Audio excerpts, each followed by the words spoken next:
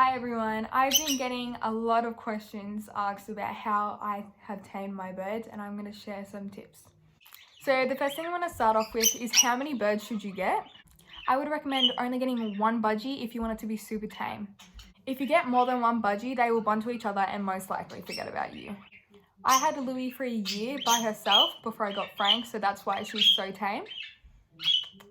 You're so cute. If you already have two birds, I'd recommend getting 2 cages. It'll just make the taming process so much easier and the birds won't rely on each other too much and they can become more independent. It's also a pretty well-known thing that females are more moody than males. In my experience, this hasn't been true, but females do go through a lot longer molting sessions and they can be a bit more aggressive during that time. Also, the age you do get a bird will affect how tame the bird will become and how easy it will be to tame. I got Frank at 6 weeks and Louis at 8 weeks, but I'd say the best time to get them is between 8 and 12 weeks. The reason I got Frank so young was because I was waiting for him and then he was just weaned at 6 weeks. If you do get them between 8 and 12 weeks, it'll make the taming process so much easier because as they grow up, they can become more independent and they will start to rely on you. The older the bird is, the harder it does become to tame, especially if it had trauma in the past. Especially if you get a rescue bird, they probably haven't had the best experiences with humans, so they're less likely to trust you. If you do get a rescue or older bird, it's going to take a lot longer, just don't be put off by that. Now I'm going to talk about wing clipping and why I would highly advise against this, even if you are taming or training your baby budgie. I'm just going to go over one reason why I don't like it, and that's because birds are babies and they shouldn't be clipped at babies because they're learning to fly. And like humans, birds have a fight or flight response, and if they can't fly, what are they going to do? They're going to bite you. This leads to baby birds being super aggressive to the owners, and they're like, why are they aggressive? And I'm like, it's because you clipped them. Sometimes clipping can make the taming process easier, but just why take away their natural ability to fly? See that bird there? That's Frank. He's disabled, he's never been clipped, but he can't fly. So basically, if he feels like he's in danger, he can't fly away, so he's going to bite me. And I've noticed it is so much harder to tame him than it was to tame Louis, because when he gets scared, he will just be aggressive. Sometimes wing clipping can help tame a bird, but I would just never do it. The only reason you should ever wing clip is for medical reasons. If you ever want your bird to be tame, you can never, ever, ever punish it or yell at it. Another big mistake a lot of bird owners make is that they force them up onto their hand when they don't want to. This just breaks the bond of trust immediately and you have to start back from square one. Yelling at a bird isn't going to do anything. They actually can't understand that they're doing a behavior wrong, and it's very difficult to try to correct these behaviors. If you do actually punish your bird by hitting it, again, you're just going back to square one. It's just never going to trust you, and it's probably going to act out more aggressively next time. Basically, the aim of taming a bird is to make yourself seem like fun so the bird will actually want to come to you. Also, diet comes into taming a bird because birds have high value treats. A high value treat is a treat that a bird should only ever be getting as a reward. The treats I use are just like these honey seed things and these millet sprays. So the birds only ever get these if they're being good, and never ever ever give these out if they're doing something bad, because that just reinforces the bad behavior. These are only treats, and you should be feeding your birds a mixture of seeds, pellets, and heaps of vegetables and fruits. If you want to set yourself up for success, you need to figure out where in the bird's cage it will always bite you. Sometimes birds get territorial and they will just bite you for no reason when you put your hand near a certain toy or ladder. In my case, it's this ladder and that perch right there for Frank and Louie. So I will almost always get bitten if I try to grab them from there. So I always lure them out with a treat. But when I call Louie, because she's so tame now, she will just respond and come out. And it takes a while to get to that point, but if you work at it, you will. I try to avoid picking the bird up from these places because I want to minimize the risk of me being bitten. Now, you're bound to get bit. And each bird has different strength of biting.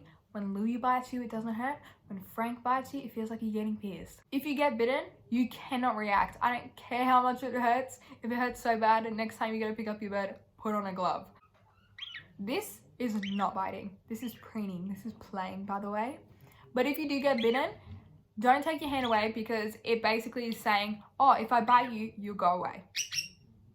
And we don't want to reinforce that behavior. Otherwise, you will get bitten more, and more. Now that you know all that, how do you actually tame a bird?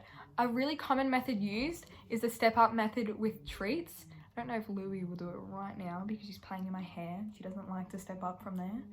All right, let's see if we can get her. I'm going to show you the step up taming method with Louie because she'll actually do it so you can see how it works. So say the bird's on a perch, it's just chilling. You want to offer the food. Are you going to eat the food? She's not going to eat the food. Oh, there we go. So the bird's going to start eating the food and that's what you want. And what you're going to slowly do is you're going to offer out your finger like this. And then you're going to slowly back your hand away. So the bird has to step onto your hand to eat the food. Come on, Louie. Can you step up? Good girl.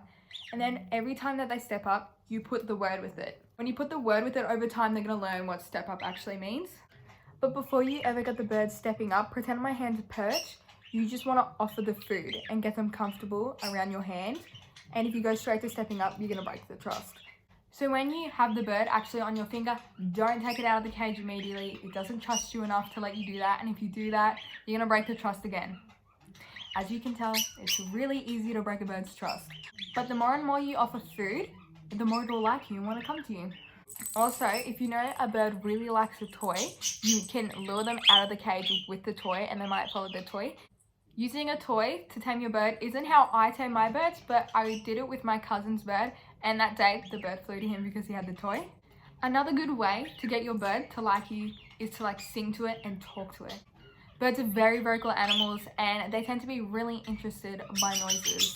Louie, for example, loves the noises of kissing. Ready? Can I have a kiss? Mwah! There we go. She loves kissing. She loves the noise, so she does the trick. Birds also love sounds like... See how focused she was in my mouth? Yeah! And sounds. So that makes the bird interested in you because you're making a sound. Also, fun fact, sorry males, but budgies tend to like females more than males because we have a high-pitched voice and they're more attracted to that. I'm not saying that males can't tame birds, but they tend to be more attracted to the females' voices. If you have an aggressive bird that when it's on your hand, it starts to bite your fingers, here's a way I've been trying to correct it.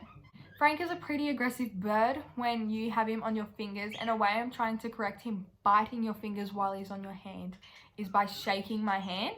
I saw this in another video and I'm just going to show you an example of how to do it because he was biting me and I put it on camera how I was shaking him. Boy, Frank. Oh, I know.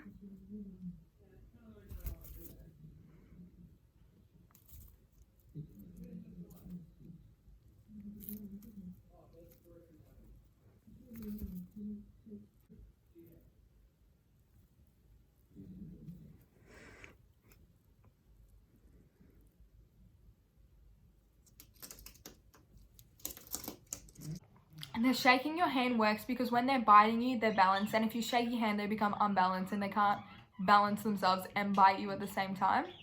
I'm still working on this shaking technique with Frank, but I will keep everyone updated. And if you want more updates, you should definitely follow my Instagram. My Instagram is @LouieandFrank and Louie has no E. Also, if you have the bird on your hand and it's biting you, don't put it in a place where it wants to go. So Frank was on my hand the other night and he was biting my hand. And I knew he wanted to get back to his cage, but I was sitting right there. So I put him down right there. If you put the bird down where you know it wants to go, it's just going to use a biting your hand as a reason for it to get to where it wants to go. The last thing I'm going to talk about is bird body language. You kind of learn each bird's body language over time, but here are some just general things. Louie's body language right now is telling me she's relaxed, she's calm, and she's comfortable. She's fluffed up. And she's preening herself, which is cleaning.